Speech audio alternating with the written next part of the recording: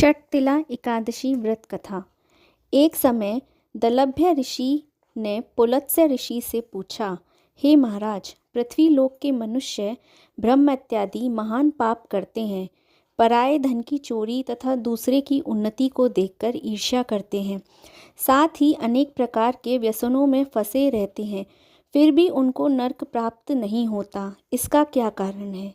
वह न जाने कौन सा दान पुण्य करते हैं जिससे उनके पाप नष्ट हो जाते हैं। यह सब कृपा पूर्वक आप मुझसे कहिए। पुलत्स्य मुनि कहने लगे, हे महाभागे, आपने मुझसे अत्यंत गंभीर प्रश्न पूछा है। इससे संसार के जीवों का अत्यंत भला होगा। इस भेद को ब्रह्मा, विष्णु, शिव तथा इंद्र आदि भी नहीं जानते, परंतु मैं आपको यह गुप्त तत्व अवश्य बताऊंगा। माघ मास में लगते ही मनुष्य को स्नान आदि करके शुद्ध रहना चाहिए और इंद्रियों को वश में करके तथा काम, क्रोध, लोभ, मोह, अहंकार, ईर्ष्या और द्वेष आदि का त्याग करके भगवान का स्मरण करना चाहिए।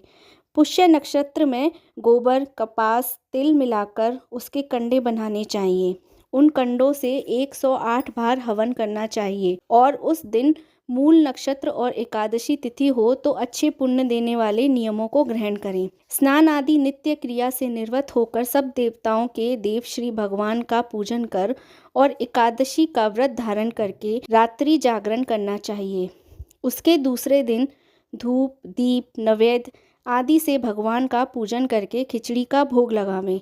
तत्पश्चात पेठा, नारियल, सीताफल या सुपारी सहित अर्घ देकर स्तुति करें। भगवान, आप दीनों को शरण देने वाले हैं, इस संसार सागर में फंसे हुए का उद्धार करने वाले हैं। हे पुंडरीकाक्ष, हे विश्व भावन, हे शुभ ब्राह्मण, हे पूर्वज, हे जगतपते, आप लक्ष्मी सहित इस तुच्छ अर्घ को ग्रहण करें।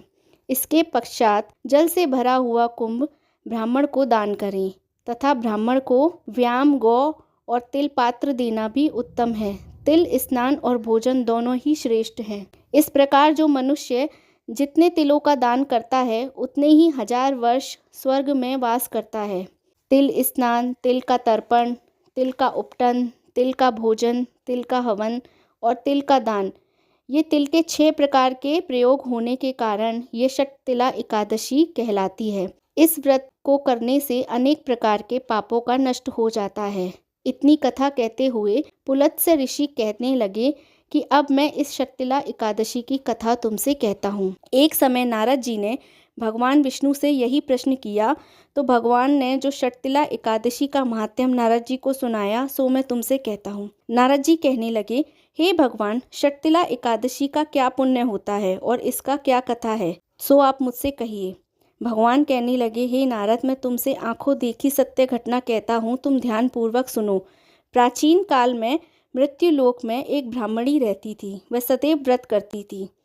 उससे उसका शरीर अत्यंत दुर्बल हो गया। यद्यपि वह अत्यंत बुद्धिमान थी, परंतु उसने कभी देवताओं या ब्राह्मणों के निमित्त अन्न या धन का दान नहीं किया था। इससे मैंने सोचा कि ब्राह्मणों ने व्रत आदि से अपना शरीर शुद्ध कर लिया है, अब इसको विष्णु लोक तो मिल ही जाएगा, परंतु इससे कभी अन्नदान नहीं किया गया, इससे इसकी तृप्ति होनी कठिन है। ऐसा सोचकर मैं एक भिखारी बनकर मृत्यु लोक में उस ब्राह्मणी के पास गया और उससे भिक्षा मांगी। वह ब्राह्मणी बोली, महाराज, आप यहाँ किस लिए आए हैं? मैंने कहा कि मुझे भिक्षा चाहिए। इस पर उसने एक मिट्टी का डेला मेरे भिक्षा पात्र में डाल दिया। मैं उसे लेकर स्वर्ग में लौट आया। कुछ समय पश्चात वह ब्राह्मणी भी शरीर त्याग कर स्वर्ग में आ गई। उस ब्राह्मणी को मिट्टी का दान करने से स्वर्ग में सुंदर महल मिला, परंतु उसने अपने घर को अन्नादि सब सामग्रियों से शून्य पाया। घबरा कर वह मेरे पास आई और कहने लगी, भगवान, मैंने अनेकों व्रत आदि आपकी पूजा की है, परंतु फिर भी मेरा घर अन्नादि वस्तुओं से शून्य है। इसका क्या कारण है? मैंने कहा कि पहले तुम अपने घर जाओ, वहाँ देव स्त्री तुम्हें देखने के लिए आएंगी। पहले उनसे षटतिला एकादशी का पुण्य और विधि सुन लेना, तब द्वार खोलना। मेरे वचन सुनकर वह अपने घर गई। जब देव स्त्रियां आई और द्वार खोलने के लिए कहा तो ब्राह्मणी बोली कि आप मुझे देखने के लिए आई हैं तो षटतिला एकादशी का महात्म्य कहिए। उनमें से एक देव स्त्री कहने लगी, मैं कहती हूँ। जब ब्राह्मणी ने षटतिला एकादशी का महात्म्य सुन लिया तब उसने द्वार खोला। देवांगनाओं ने उसको देखा कि ना तो वह गांधर्वी है ना असुरी, वरन पहले जैसी मनुष्य है। उस ब्राह्मणी ने भी उनके कथन अनुसार षटतिला एकादशी का व्रत किया। इसके प्रभाव से वह सुंदर रूपवती हो गई। उसका घर अन्न आदि से समस्त सामग्रियों से युक्त हो गया। अतः मनुष्य को मूर्खता त्याग कर षटतिला एकादशी का व्रत और लोभ ना कर तिलादि का दान करना चाहिए। इससे दुर्भाग्य, दरिद्रता तथा अनेक कष्ट दूर होकर उनको मोक्ष की प्राप्ति होती है। बोलिए श्री विष्णु नारायण भगवान की जय।